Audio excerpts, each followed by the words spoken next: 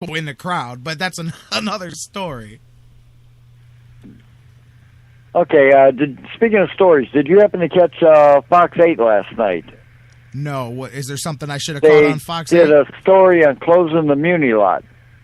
No, I saw you mentioning that in the chat room, but I didn't. Go ahead. They told everybody not to bring the buses, campers, RVs, whatever, down there anymore. Anything motorized, they don't want in that lot. Oh yeah, you know what? I have heard some people say that, and they're gonna buckle down. No charcoal like that. And no open containers. Wow. See, I know maybe some of that is because you get pressure, and I think it is. I think it's financial. I think you get pressure from the business owners down there who say, "Hey, man, it drives traffic away from our places and stuff like that." But I don't like when they mess with the tailgaters. I really don't. It's been down there for 40 years. They've been doing this.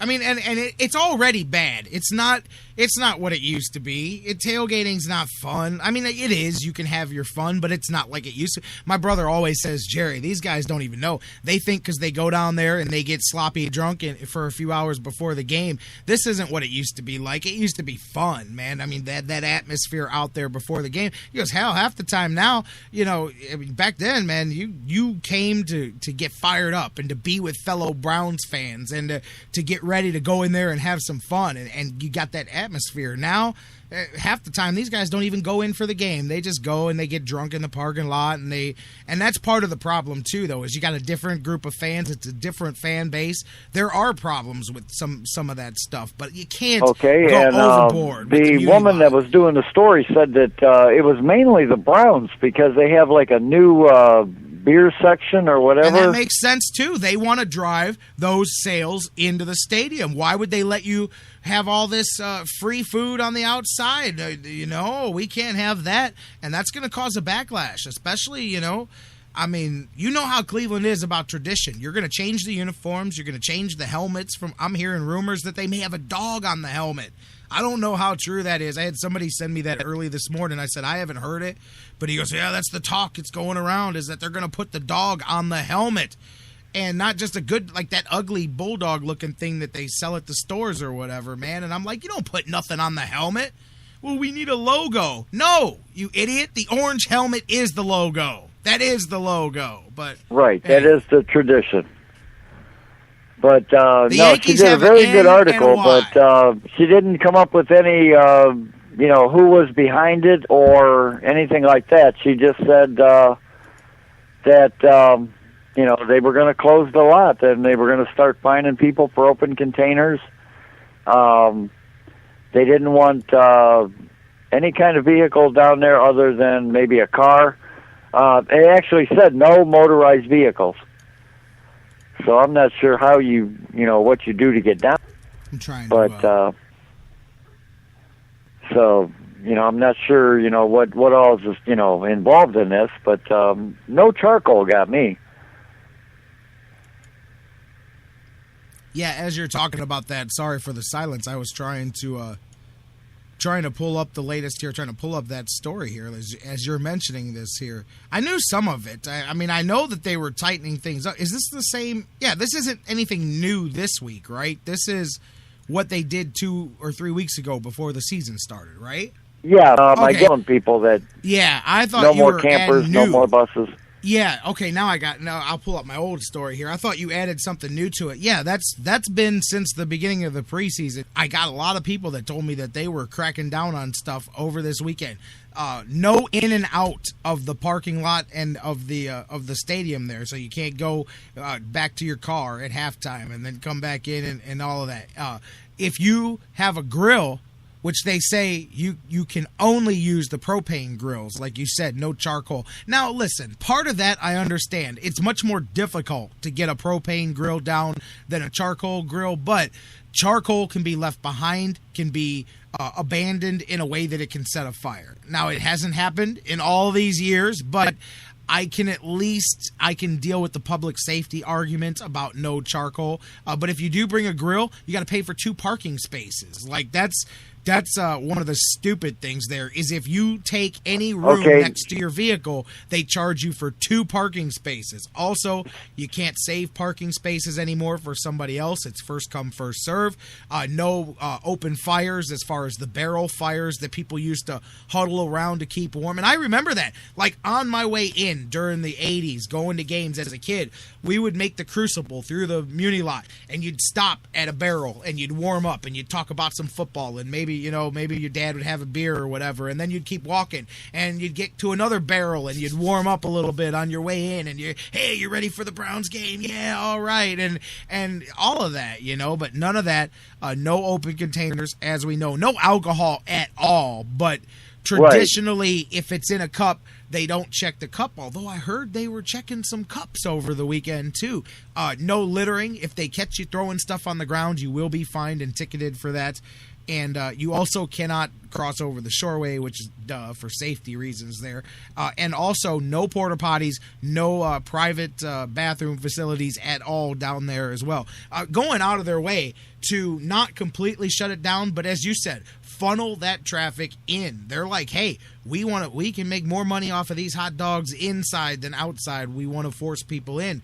I think all you're going to do is force them away. They pay 5 people $30 an hour to go down there and clean up that lot on Mondays. Well, that's a whole lot of money. Seems, oh, wow. All the money you made on Sunday, we're complaining about that, I mean, well, that's one of the things. The city pays it. That lot is owned by the city. It's not owned by the Browns. So there's the problem. Yeah, exactly. And but I hear you. I mean, I don't know why you mess with the lifeblood of your team. And by that, I just mean in football, the lifeblood of your franchise is those guys that tailgate, that are there at 5 o'clock in the morning. You know what I mean? That are well, there some of them get there like the night before. And, just camp out. Yep. Matter of fact, last week and all I was kinds driving of stuff home. She said that were down there. I was driving home last week from the east side doing some high school football games night before the I was driving back from Erie Saturday. That's what it was. It wasn't last weekend. It was this past weekend for the home opener. And right off the highway, right outside the stadium, right on 2 there, was a big Browns camper off the side of the freeway. They must have just been sleeping for the night there or whatever. But now I understand why. I saw them parked off on the side instead of over in the lot because they can't get in the night before anymore, I don't believe. She didn't say what time it was open, but she did say that it wasn't going to be open to the public. 7 a.m. No, 7 a.m. is when they open the Muni lot on regular standard Sunday games. 7 a.m. is when you can get in. Okay, so like I said, she did a pretty good article on it, but it just caught me by surprise that they would actually, stop tailgating. And then she said, because the Browns have this new beer dock or whatever, and they want people to use it. And, I'm thinking, man. Oh, yeah. I mean, all the teams are like that. I mean, this is traditional. This is from the 40s, brother. I understand. I fully understand, Bruce. Okay, that's all I had. I just wanted to know if you've seen that article or got caught up on it or... All right, Bruce. Well, before I let you go, what's this weekend? Oh, no. Oh, you I said think that the Ravens have this one.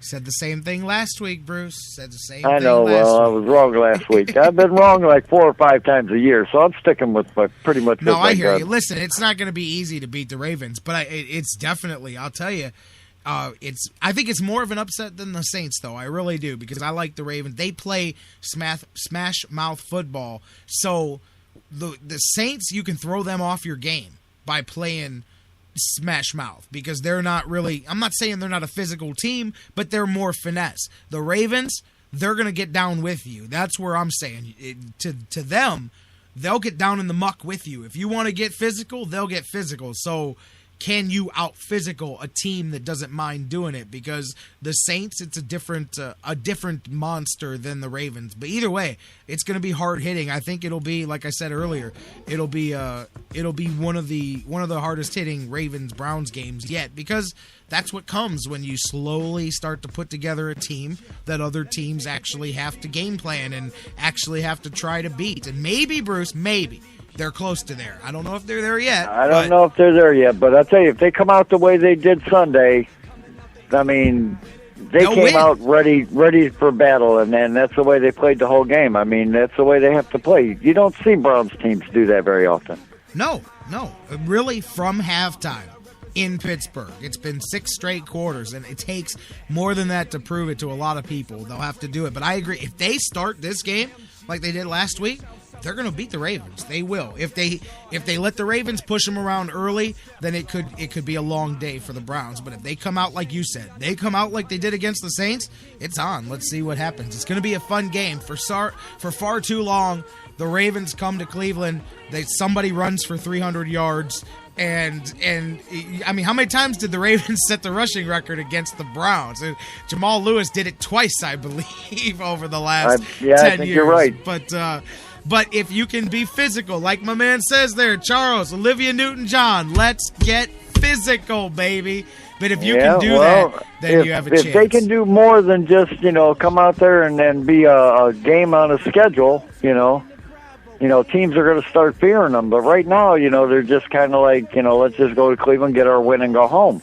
I don't think the Ravens are coming in this week like that. That's a lot of what the Saints had in mind. I think last week, I'll tell you now, if there's no way the Ravens are coming in looking at the Browns that way this week, only because all you got to do is look at the Saints and go, look, man, that was a real team that they beat last week. So we have exactly, to and the Pittsburgh game the same way. I mean, Pittsburgh came out, and after they, kind of like blew open the first half, they said, oh, we got this in the bag, Yep. And then they, once that momentum started building for the Browns, Pittsburgh had a hard time slowing it. All of a sudden, they're like, hey, wait a minute, what's going on here, And coming out of the bye, the Browns have a decent schedule coming out of the bye. You got Pittsburgh, you got Tennessee, there's Jacksonville in there. You know what I mean? There's not the right. There's not any teams that were actually contenders last year. I mean, well, contenders, but not anybody that you got to really be scared of. And Bruce, that's why I say I'm not sitting here building the parade float today for this team. But looking at that stretch, look at what's left between now and when Josh Gordon would be able to come back. It's not unfeasible to go, if you guys can just win as many as you lose until Josh Gordon gets back. But if you look at the schedule, J-Rock, I mean, it's probably the weakest schedule they've ever had. I mean, that's fine. I don't care. I don't make the schedule, man. I mean, the Indians got a month of potatoes 2 years in a row. We didn't make that schedule, but you got to play it. I mean, you know what I'm saying? I'm not even – I bury the teams when they do bad. I'm not going to take away from what they do well. That's just an unfair fight. I know what you're saying, but... Yeah, I mean this schedule looks like, it's a gift. I mean, they got teams that weren't even 500. Relook at the schedule in a couple of weeks, though. I mean, this season's just begun. I mean, early on, you got Super Bowl teams that are 0-2, and you got teams that were expected to be 0-2 that are 2-0. So it's very early in the season. The Bills, there's a good example. We thought, wow, yeah, look at them in the preseason, I counted Buffalo as just another team on the schedule. But they apparently, they're not going to agree with me this year. Two games in, just like we say about the Browns. Yeah. You got to wait, I mean, right now, Seattle's got the same record as the Browns, So, I mean, let's wait a few more weeks as things shake out. But, I'm just saying that run of games, those 6-8 games coming out of there, it's not unrealistic to go, hey, if this team can be 5-5, 6-4, somewhere in that area when Josh Gordon comes back, it could be a fun end of the season. That's all I'm saying. Josh's only going to be here for 3 games, and they're probably the 3 hardest. He'll be here actually. for 4. He'll be here for the last 4 weeks of the season. Okay, so you got the Colts, the Bengals, Carolina, and Baltimore. And that's when you could use that extra juice. To me, that's like getting an extra guy back. That's LeBron. Keep this in perspective. But that's your top guy. That's the Cavs losing LeBron until the last month of the season and then going, hey, if we can stay 500 until we get LeBron back, then and I'm not comparing Gordon to LeBron. I'm just saying that's your big guy. That's your big gun. You know what I mean? Yeah, that's your fresh legs at the end. Yeah, exactly. And all of a sudden, teams are going, oh, man, the Browns. Yeah, I'm just saying, when you can run the ball and you can throw the ball without interceptions, you add Josh Gordon to that, And this offense is not that bad, man. I'm telling you, it's better than people thought. But look, we're dreaming into the future right now. Right. Let's just play the Ravens. Let's just play the Ravens this week, and let's see what happens. All right. All right. So I will man, talk to you Bruce. later on then. Have a good one, Bruce.